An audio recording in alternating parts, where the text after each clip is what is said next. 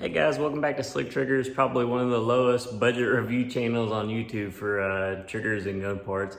Hey, today we got an interesting video. It's going to be the Timney MP5 trigger. So Timney, they sent me out a trigger for a review, and we're going to go ahead and we're going to take a look at it. I'm going to give you guys an honest opinion. They sent me the trigger for a review, but they didn't pay me for a review or anything like that. So I'm going to let you guys know what I really think about it. We're going to put a trigger scale on it. And we're going to pull it a lot, and I'm going to show you guys exactly how it pulls, exactly how it breaks.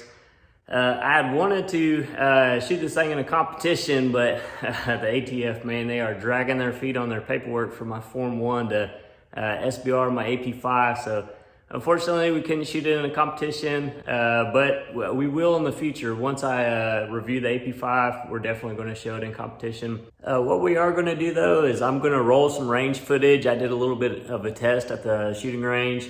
So I installed the stock AP5 trigger, shot it, warmed up with it. Then I shot the Timney trigger. And then what I did is I think I put 10 seconds on the clock, and then saw how many shots I could let off in 10 seconds with the stock AP5 and the Timney trigger, and we should be able to see which one is faster. So what we're gonna do is we're gonna do pull test on the original AP5 trigger that came with my AP5, and then we're gonna do pull test on the Timney MP5 trigger, and then we're gonna stack it up against a VP9 Tactical and a P320 with a Max Michel spring kit that you can get on glockstore.com that I've really been enjoying, and I've been shooting a lot of Steel Challenge with. Alrighty, so the first one of the bunch is going to be the stock AP5 trigger. So all guns on the table have been safety checked. They are all clear.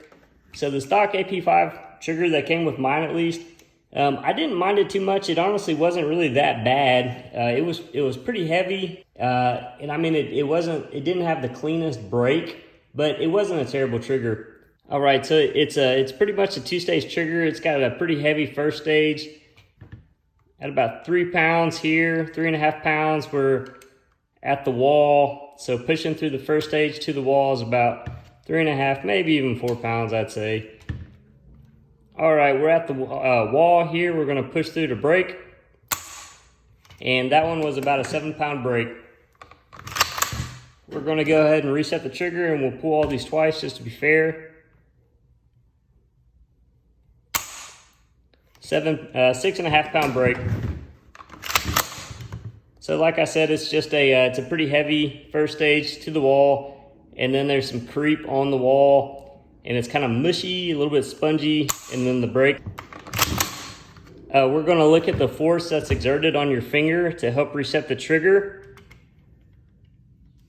So the trigger has been fully depressed. I'm gonna go ahead and let the scale out, and I'll let you know what pound we reset at. So that was about 1.5 pounds we got to reset. So let's go ahead and look at the reset. So kind of a long reset. It is a pretty forceful reset, to be honest with you though. So let's try one more time. That was about 2 pounds. All right, now we're gonna install the Timney trigger. So I have the Timney trigger in this Magpul grip. You don't need the Magpul grip if you're gonna be installing the Timney trigger in a Century Arms / MKE AP5. Okay, I now have the Timney MP5 trigger pack installed on the AP5. Also, just ignore the optic for right now. I've submitted a Form 1 for this to make it a SBR. I haven't bought the stock yet, so I don't know where my chin and cheek weld are going to end up. I had this optic at the house, but it's kind of high. Timney sent this trigger pack out for review. They did not pay me for the review. They just sent it out to let me review it. So I'm going to be completely honest with you guys and show you any faults that I see in it. Spoiler alert, so far I think it's a pretty dang good trigger. But if there was any hiccups, I'm going to show them to you guys. I'm not getting paid to do this. Okay, so the gun's cocked. We're going to go ahead and see what it breaks at. So the Timney trigger is a two-stage trigger. So the first stage is 2 pounds, and then to break through the wall, it's another 2 pounds, so 4 pounds total. So we're going to go ahead and pull. So let me reset it. Alrighty, so the first stage, so we're at 2 pounds, so right there. So again, 2 pound first stage. It's very, very consistent. All right, and so this time we're at 2 pounds. We're gonna go ahead and break the trigger. So about 3.5 pounds. So we're at about 3.5 pounds. And then we'll go ahead and pull it one more time, just maybe towards the top. So that was about 4 pounds. So obviously it's going to depend where you pull the trigger. So if you're towards the middle top, you know, it's pretty much spot on at 4 pounds. So if we check the Timney trigger all the way at the bottom of the shoe, let's see what we get. About 3.5. So we'll pull it one more time.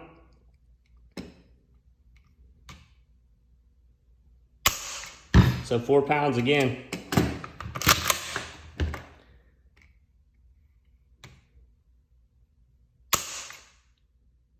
Four pounds again. So this trigger is very consistent as long as you're pulling at the right spot on the shoe every time. Honestly, it's a phenomenal trigger. Let's go ahead and look at the reset.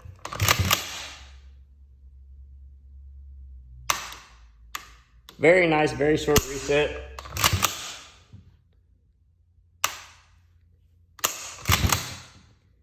So I did see a lot of people kind of complaining about the exertion of force on your finger to reset the trigger with this trigger.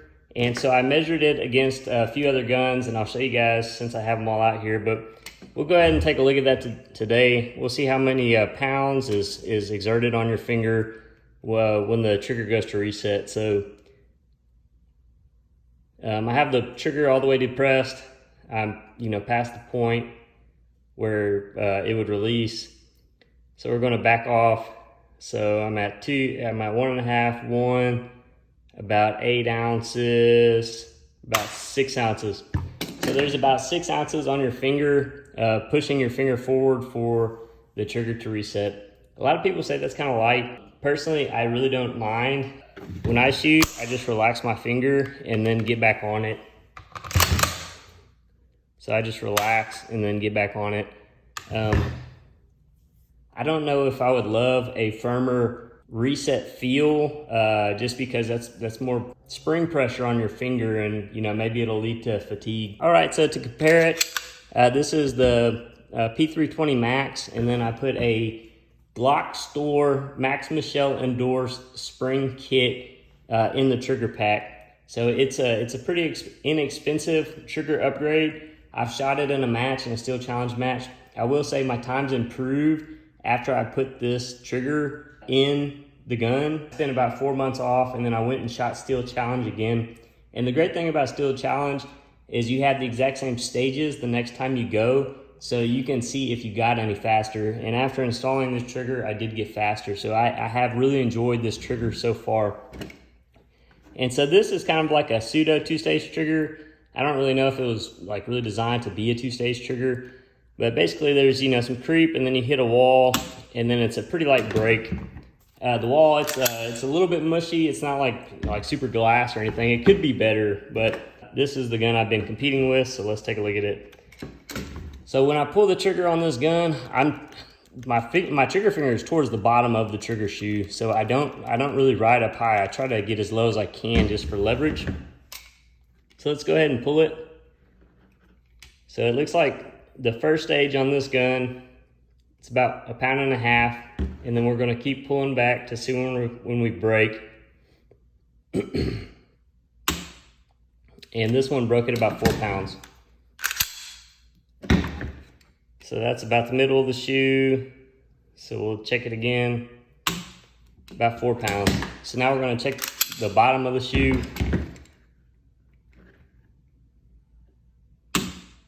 And so the bottom of the shoe is about 3 pounds. So we're going to check the reset strength. So I'll check at the middle of the shoe first.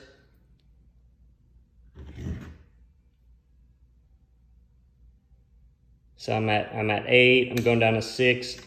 So that was about 6 pounds exerted on my trigger finger to reset the trigger. We'll check again, we'll check it all the way at the very end of the trigger.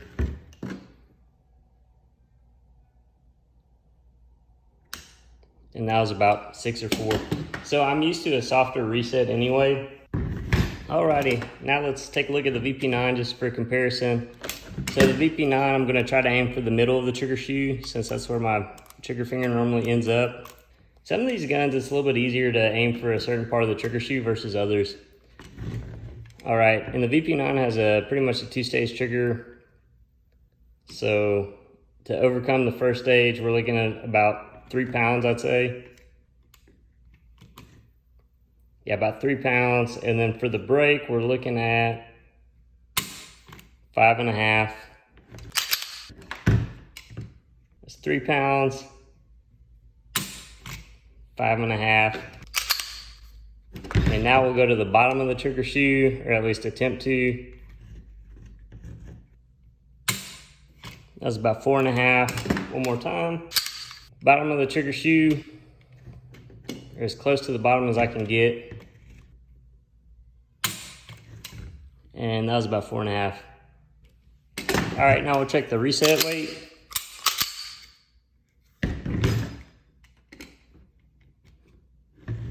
All right, so we're resetting here at the middle of the trigger shoe. That was about 8 ounces. We'll try it again. Middle of the shoe. 8 ounces again. Alrighty, so when you get your Timney trigger, it's gonna look like this. So you're gonna need to pull out your ejector lever, your axle, and your spring from your existing, clone or MP5 or I think these fit other roll delay derivatives. So whatever you got, basically you're gonna need to pull your ejector lever, your spring, and your axle pin out of it, unless you have a spare. So like in my case, the AP5 I bought, it came with a spare parts kit that came with the ejector lever and another spring. So I just went ahead and bought a new axle from hkparts.com. And now essentially, I can swap these back and forth. I got 2 separate trigger packs. I think they're called packs. So what you would do to get your old one out is you would, you would relieve pressure on your hammer. So you want to, put your thumb on there so it doesn't slam forward. And then I have just a pick. Maybe this isn't the best tool for the job, but it works. Basically, you just need something. And so you're just going to press on the back side of your axle here and just kind of knock it out. And so here we go. That's your axle. And then from there, the ejector lever just pulls straight out. And then your spring pulls straight out. So then you would reinstall just by putting your spring back in. It's a little channel right here. Sorry, it's kind of hard on camera. And then you put your ejector lever in, and then you'd line up this hole right here. And then your axle has a little spring clip on it. So you would just go ahead and pop it in after everything's all lined up, and it should just pop right in. If it doesn't pop right in, you can kind of, shim this thing around and kind of move it, and it should.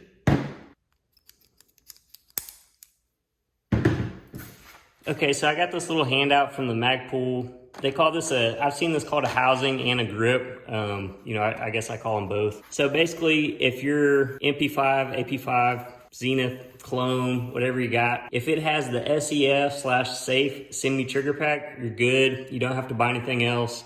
And that's going to be indicated by this keyway located at the 12 o'clock position.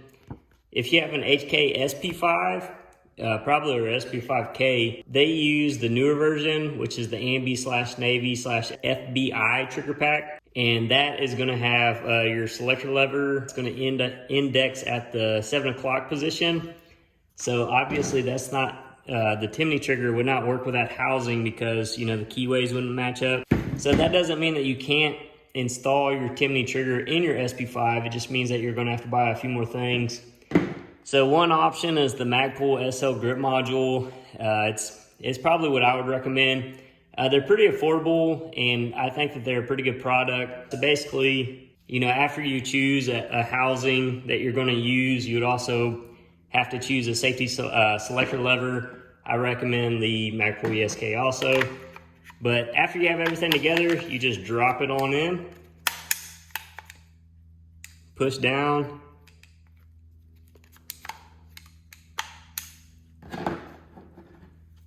And then you put your safety selector in. Might have to have the hammer cocked back, and you're in business. Alrighty, so we're moving on to the shooting portion of this review. So basically what I did is, I brought the gun to the range. I sighted in that Mile High, Romeo 5 optic. And I brought the Timney trigger pack and also the AP5 trigger pack. So I shot with the Timney first, warmed up with it, and then shot with the AP5 2 rounds in a row, and then ended with the Timney. And so I swapped the trigger packs into the same Magpul grip housing throughout the testing so that it would be more even. I didn't want to give one trigger pack an upper hand over the other due to the grip being used. So basically, when I went, I had ear pods in my ear, and I thought I'd be able to hear them a little bit more clearly, but I was unable to. So through editing, when I got home, I counted the best 9 seconds I shot with each. So round 1 with the Timney, I shot 12 rounds in 9 seconds. Round 1 with the stock AP5 trigger, I shot 12 rounds in 9 seconds, so a tie there. And then round 2 with the AP5 trigger, I shot 16 rounds in 9 seconds. And then round 2 with the Timney trigger, I shot 19 rounds in 9 seconds. So I did improve with the Timney trigger, and eventually I was actually able to shoot 10 rounds with the Timney trigger in 2.47 seconds. So I am quite a bit faster with the Timney trigger over the AP5 trigger.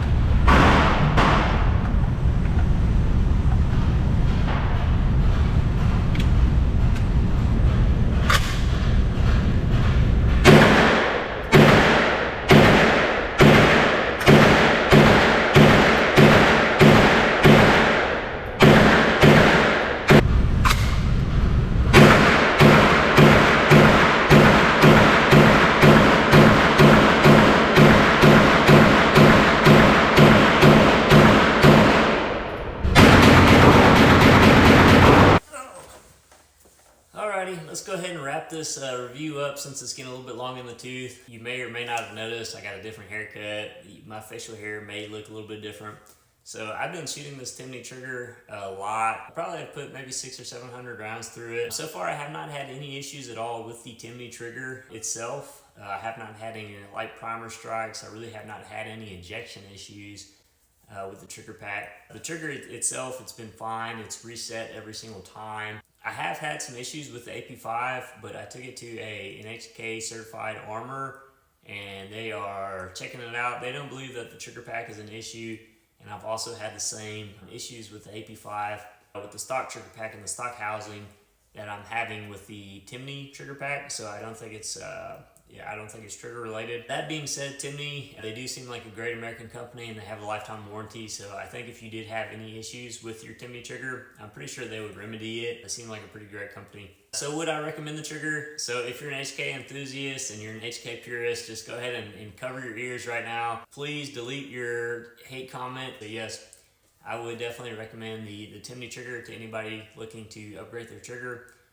Is it the best trigger that you can get for an MP5? I'd have to say I've only came across a few options so far. So you have the Heckfire trigger, you have the Franklin binary trigger, and then you can have custom work done to your MP5 trigger. So for me personally, the Timney trigger was the best because number one, the Heckfire trigger, I have not found it cheaper than the Timney trigger. So I have found the Timney quite a bit cheaper than the Heckfire, specifically on Gunbroker and grabagun.com. They've had some pretty great prices so far on the Timney triggers. The Heckfire itself, it does look like a pretty good trigger. I haven't laid my hands on the Heckfire trigger yet, so I don't know how it breaks and how it pulls and all that good stuff. I do like the support of Timney. Since they are a bigger company and they have that lifetime warranty, I think that you probably would get back more if something happened to the trigger. Timney, they make a very wide variety of products. To be honest with you, I don't know that much about the company that makes the Heckfire trigger. And, you know, also full disclosure, I have not had the Heckfire in hand, so I don't know how it performed. The Heckfire trigger, I've only seen it for sale on the manufacturer's website. And then Franklin Arms, they are quite a bit more expensive too than the Timney option or the Heckfire option. And then the last option I think you really have is to send your trigger pack out to get worked on. And so for that, you really have to choose, you know, a reputable gunsmith to, you know, perform those services on your trigger. They're not redesigning your trigger completely, so I don't know how much more performance they can really squeeze out of your trigger. Plus you have to wait, you know, and when you get it back, there's always a small chance, you know, there could be issues. I'm not dogging on custom trigger work. I like custom trigger work. I'm just saying a drop-in for me right now is a better option. The Timney trigger, it has had a very short take-up, a very clean, crisp break, and a very positive reset. I have not had any issues at all, like short resetting the trigger or anything cause any kind of issues. It's just been phenomenal to use. I stopped bringing my stock MKE trigger pack to the gun range. I found that, you know, just squeezing the trigger, man, like my wrist got sore from, you know, because it has quite a bit more weight. So I've just really been enjoying the Timney trigger all in all. So what do you guys think? What's your opinion? Did I cover everything that you might want to see in this review? Do you have any experience with any of these triggers? Would you buy the Timney trigger? By the way, if you made it this far, why not like and subscribe, right? All right, until next time. Thanks for watching Slick Triggers.